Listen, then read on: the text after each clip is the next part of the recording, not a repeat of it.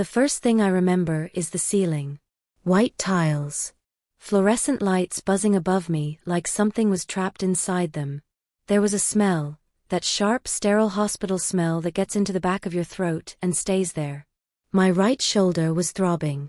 My head felt like it had been wrung out like a wet towel. And somewhere to my left, a machine was beeping in a slow, patient rhythm, like it had nowhere else to be. I did not know how long I had been there. I did not know how I got from the floor of that hallway to this bed. I remember the stairs. I remember the sound my body made when it hit the landing.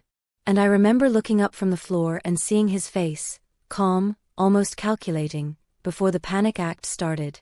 A nurse adjusted something near my foreline and said, "You're back. Good." Like I had simply stepped out for a moment. The doctor came in a few minutes later, flipping through a chart, and told me I had a hairline fracture in my shoulder, bruised ribs, and a mild concussion. He said, "You're lucky the fall was not worse." He said it the way doctors say things, matter of fact, clinical, like luck is a medical term. I did not feel lucky. My phone was on the tray beside the bed. The screen was cracked, it must have hit the floor with me. I reached for it with my good arm and saw the notifications stacked up.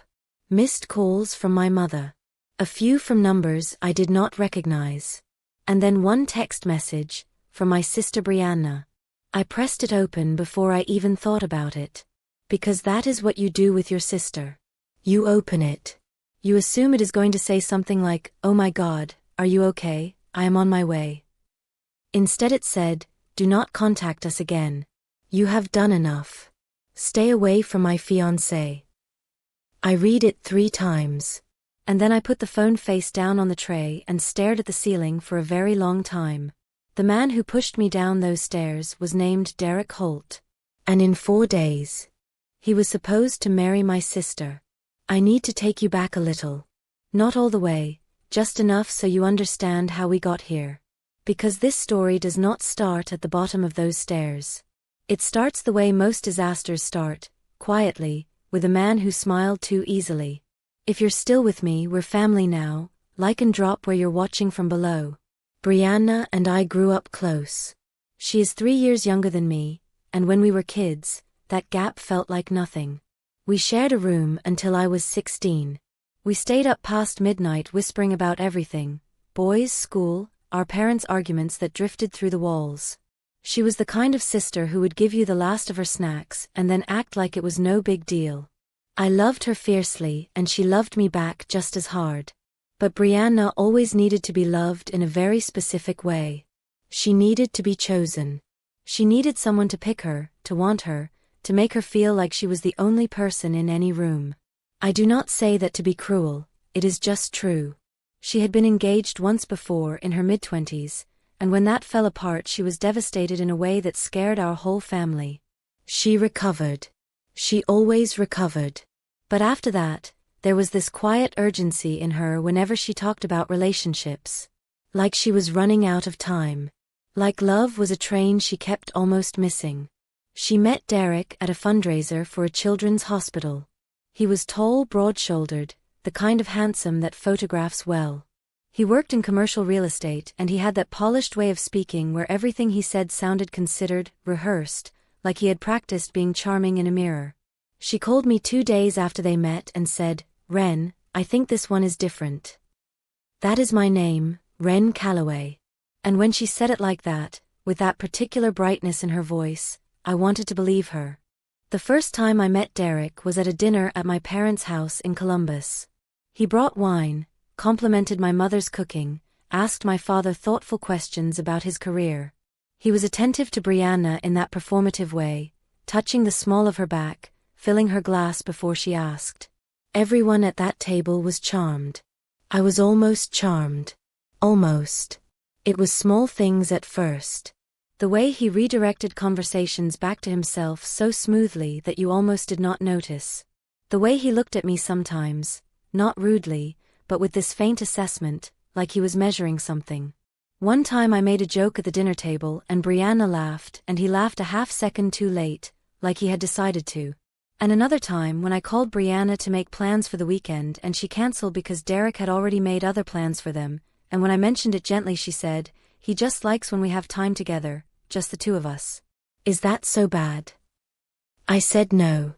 Because what do you say to that? Over the following months, her world got smaller.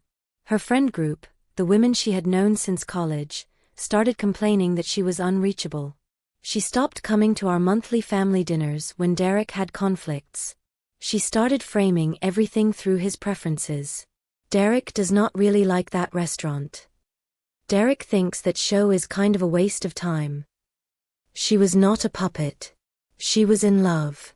But the love was doing the work of a cage and she could not see it. I tried once. I sat her down over coffee about 8 months into their relationship and I told her carefully that I felt like I was losing her. That I noticed she was always available to him but less available to everyone else. She looked at me with this expression, gentle but firm, and said, "Ren, not every man who wants my attention is controlling. I am happy. Why cannot you just be happy for me?"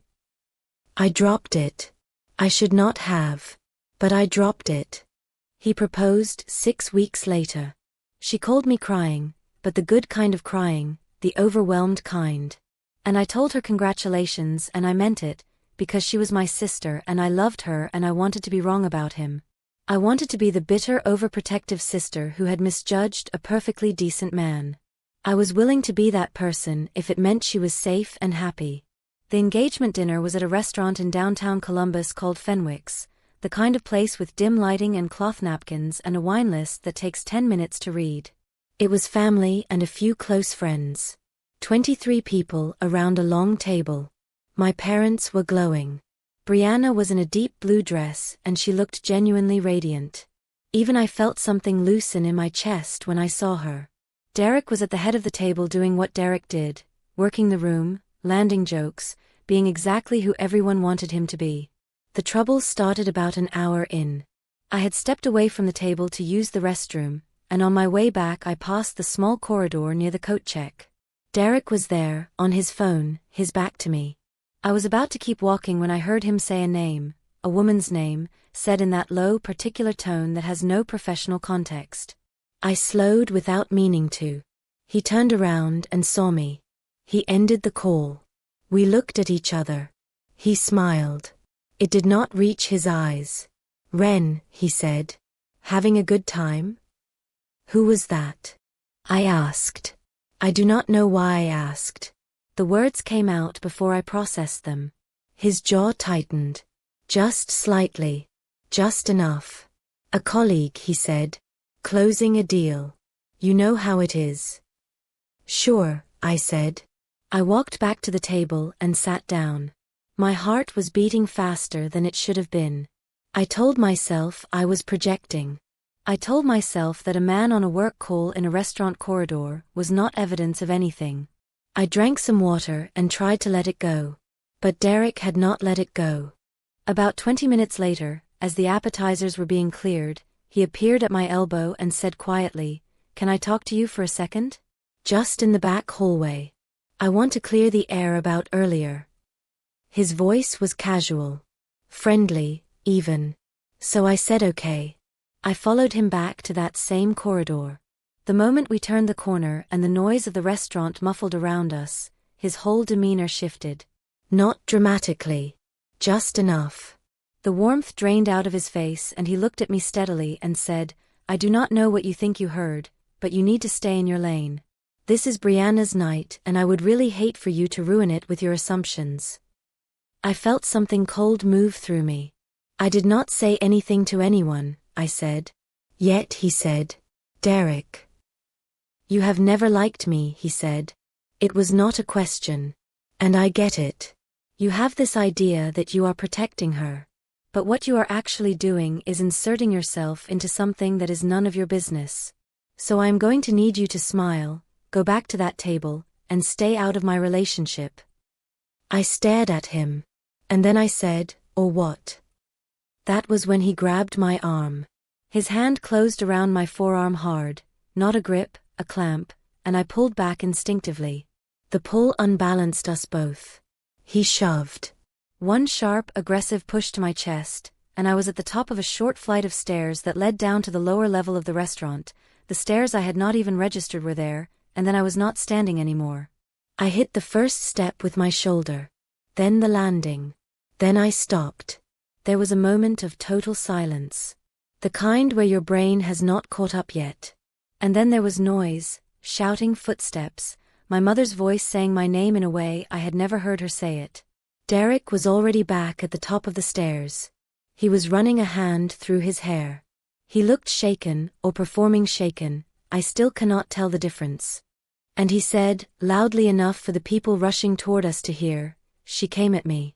I was trying to get her off me, and she lost her balance. I did not touch her." I was lying at the bottom of the stairs looking up at him. And my sister, standing at the edge of the gathering crowd in her blue dress, looked from him to me and then said, "Ren, why would you do this tonight?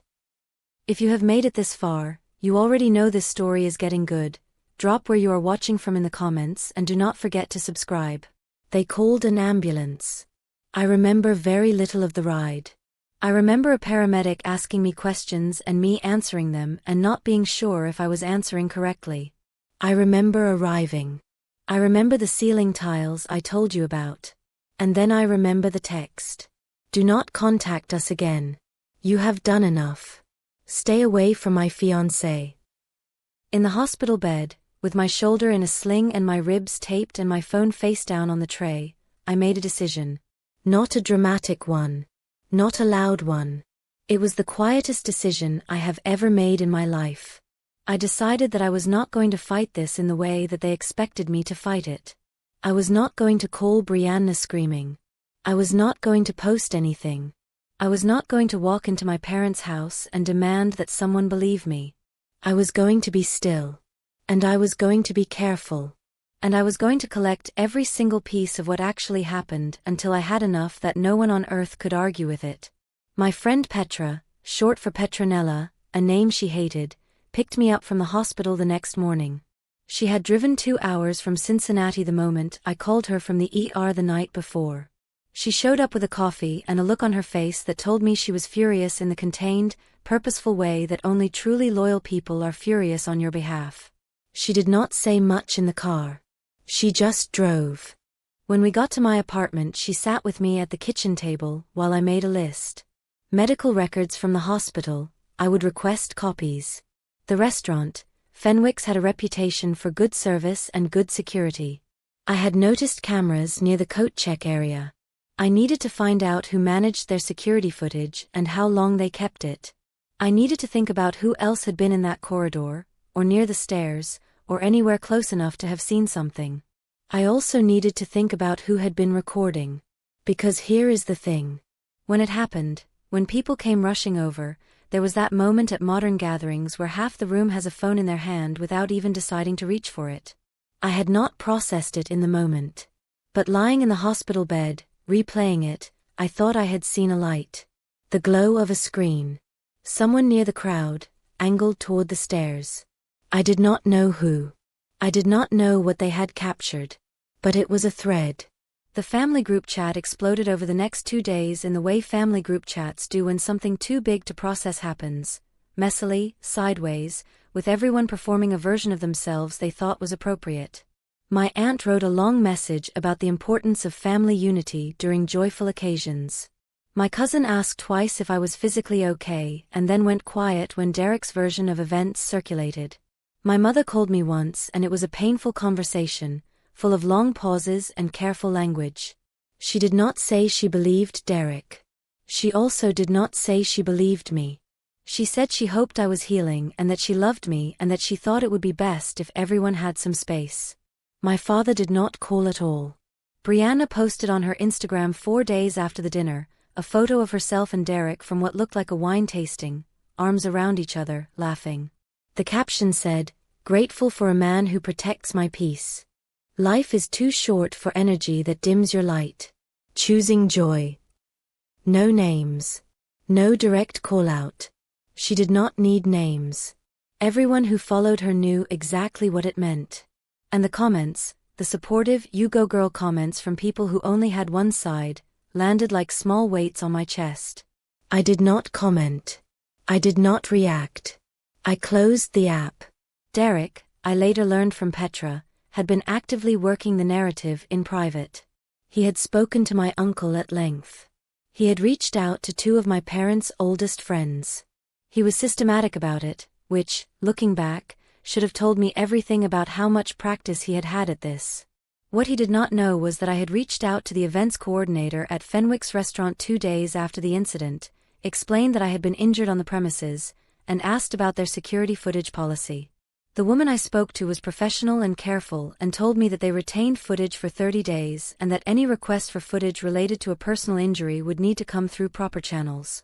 I thanked her and I contacted a personal injury attorney that same afternoon, a woman named Theodora Webb, who a colleague of mine had used 2 years prior in an unrelated matter. Theodora was thorough and she was calm, and she told me exactly what steps to take to formally request and preserve that footage before the 30 days ran out. We filed the request on day 6. On day 9, I got a call from Theodora.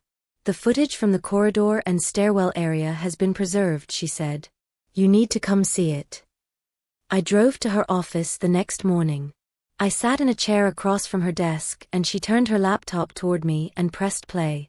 The angle was not perfect, security cameras rarely are. But it was good enough. It showed Derek and me in the corridor. It showed him grab my arm. It showed me pull away. It showed the shove, clear, unambiguous. His hands making contact with my chest, and it showed me fall backward down the stairs. And then, and this was the part that made my stomach drop, it showed Derek standing at the top of the stairs for 3 full seconds before the shouting started. 3 seconds where he was completely alone in the frame. And in those 3 seconds, he smoothed his jacket. He ran his hand through his hair. He composed himself. And then he turned toward the incoming crowd with the shaken expression already arranged on his face. He had not panicked. He had prepared. I sat in Theodora's office and I did not cry. I had cried enough in my apartment over the preceding week. I just looked at the footage and I said, okay, what else do I need? What I found next came from a source I had not expected. Myself. I remembered, in a conversation with Brianna about 3 months into her relationship with Derek, that she had mentioned he had been engaged once before, briefly, to someone he had met in Atlanta. She had said it casually, the way you mention a past relationship that clearly does not concern you. At the time I had noted it and moved on. Now I noted it again, differently. I spent 2 evenings doing the kind of quiet, methodical searching that you can do with enough patience and enough public records. I found a court document. It was not hard to find. It was a matter of public record in Fulton County, Georgia. A restraining order, filed 3 years prior, by a woman named Adiz Okoye. The listed respondent was Derek Holt. I found Adiz on LinkedIn. She worked in healthcare administration in Atlanta. I sent her a message, careful, not dramatic. I told her who I was. I told her what had happened to me. I told her I was not looking to drag her into anything. I just wanted to understand. She replied in less than 12 hours. We spoke on the phone for nearly 2 hours. She had met Derek at a networking event. She described the same progression, charming, attentive, gradually isolating, then controlling. She described an incident at a social gathering where he had shoved her against a wall after she spoke to a male colleague in a way he disapproved of. She had filed the restraining order. His attorney had helped him avoid any criminal charges. She said, I heard he moved north after that. I hoped he had learned something. I guess not. Her voice was steady, but tired. The tiredness of someone who had told a story no one believed for long enough that telling it again felt futile. I told her I had footage. I heard her exhale. Send it to me, she said. And do whatever you need to do. I will back you up. The wedding was scheduled for a Saturday in September, at a venue called Aldermere Hall, about 40 minutes outside Columbus. It was a converted estate, beautiful. Brianna had shown me photos months ago when she had first booked it, back when I was still going to be her maid of honor. I was not in the wedding anymore. Obviously. The week before the wedding, I put together the package. I want to be precise about what I mean by that. It was not a revenge folder in some dramatic sense. It was a documentation of the the security footage from Fenwick's, time-stamped and preserved through proper legal channels. My hospital records, showing the nature and location of my injuries. A written account from Adiz, which she had prepared and notarized herself. A copy of the public restraining order from Fulton County. And a brief factual cover letter that I wrote and rewrote approximately 11 times until there was not a single word in it that was emotional or accusatory, just a clear sequence of events and evidence, laid out plainly. I did not send it to Brianna. Not yet. Not directly. I sent it to my parents on the Thursday before the wedding. I sent it to two of my aunts who I knew still had Brianna's ear. I sent it to Derek's closest colleague. A man named Sutton Graves who I had met twice at family gatherings and who I knew held significant influence at the commercial real estate firm where Derek worked. I did not contact Derek's employer to cause professional harm for its own sake. I contacted Sutton because I believed he was someone Derek respected and listened to, and I believed that if anyone could reach Derek before he married my sister and continued this pattern, it might be someone in his own world. And on the Friday evening, the night before the ceremony, I also sent the full package to a direct message Brianna had not blocked, a secondary account she used for home design content that I had not contacted in weeks. I attached everything. I wrote one sentence: I am not asking you to believe me. I am asking you to look. I did not wait for a reply. I turned off my phone at 11 that night and I went to sleep. What happened the next morning, I know from several accounts, because I was not there. Sutton Graves had called Derek that Friday night after receiving the package. I do not know exactly what was said. What I know is that when guests began arriving at Aldermere Hall on Saturday morning, something was already wrong. People could feel it in the way you can always feel it when the temperature of a room has changed. Brianna's mother, my mother, had apparently spent much of Friday night watching the security footage on her laptop at the kitchen table, alone, after my father had gone to bed. She had called my Aunt Rosalind sometime around midnight. Rosalind had called two other family members by morning. Derek arrived at the venue and was met, in the parking lot, by my father. I would have given a great deal to see that conversation. My father is not a demonstrative man. He does not raise his voice. But he is thorough, and he is fair, and once he has seen something true, he does not unsee it. What I was told afterward was that my father simply said, "We have seen the footage, Derek. We all have." And then he waited. Apparently Derek tried the version he had been using. The version where I had been aggressive and unstable. The version where the fall was an accident. He was polished. He was calm. He made eye contact. And then Sutton Graves walked across the parking lot and stood next to my father, and Derek stopped talking. Inside the venue, Brianna was in the bridal suite getting ready when my mother came to the door. I do not know all of what was said in that room. I know Brianna watched the footage on my mother's phone.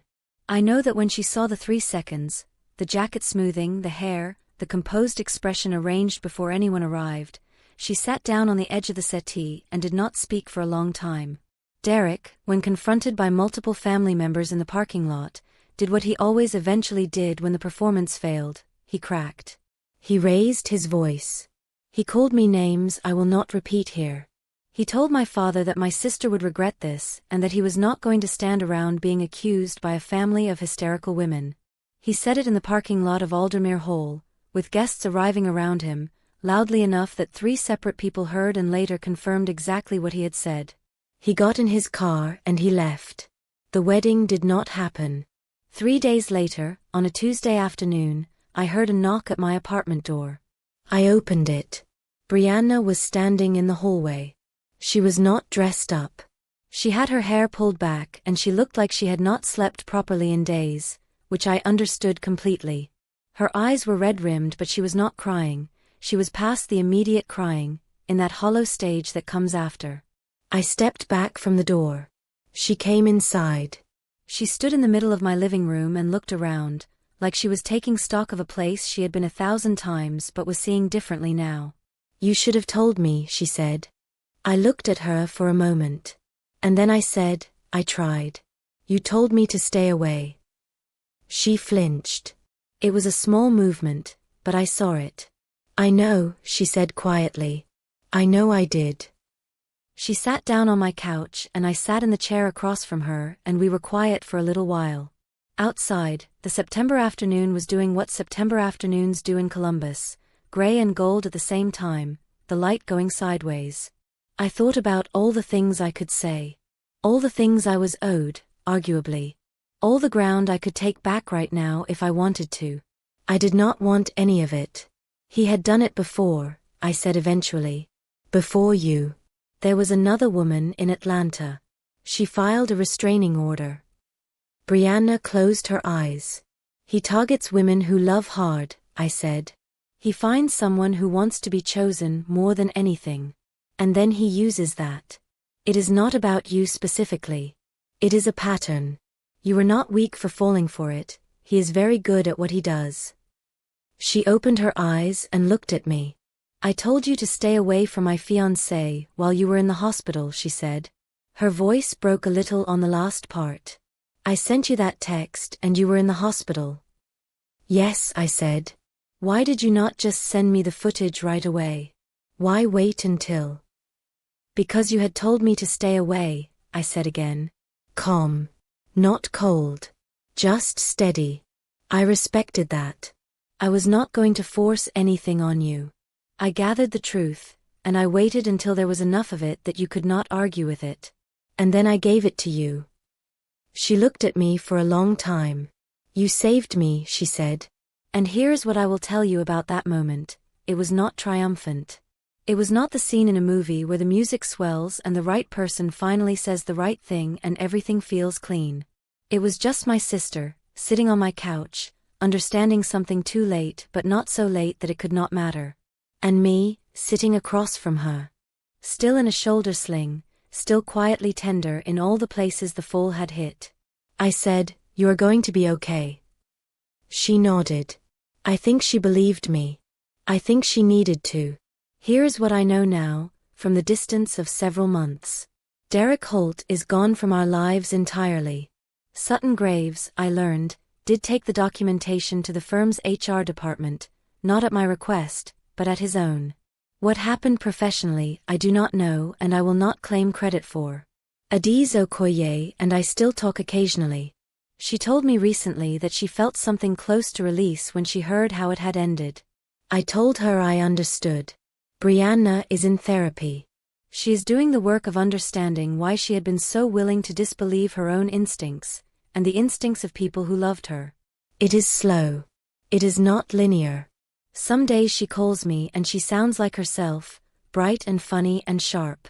Other days she is quieter. I do not push. I just show up. My father sat me down about a month after everything and said very little, which is his way. He said, "You handled yourself well." That is high praise from him. I will take it. And my shoulder is mostly healed now. The fracture was minor enough that with the right physical therapy it has come along faster than the doctor expected. I notice it sometimes on cold mornings. A small, specific reminder. I have been asked by more than one person if I am angry. If I wish I had done something differently. If I feel like I won. I do not think about it in those terms. I think about what Brianna said on my couch that Tuesday afternoon. You saved me. And I think about the 3 seconds of security footage, the jacket smoothing, the hair, the face assembled, and the fact that a man who does that once has done it before, and will do it again, and does it because he has learned that he can get away with it. He did not get away with it this time. That is the part that matters. Not the satisfaction of it. Not the public collapse in a parking lot or the wedding that did not happen. The part that matters is that my sister walked out of that venue without a ring on her finger, and she came to my door 3 days later, and she is sitting in a therapist's office somewhere in Columbus trying to understand how to trust herself again. Some lessons do have to come the hard way. But sometimes, if someone who loves you stays quiet and careful and refuses to be shaken, the hard way still leads somewhere worth reaching.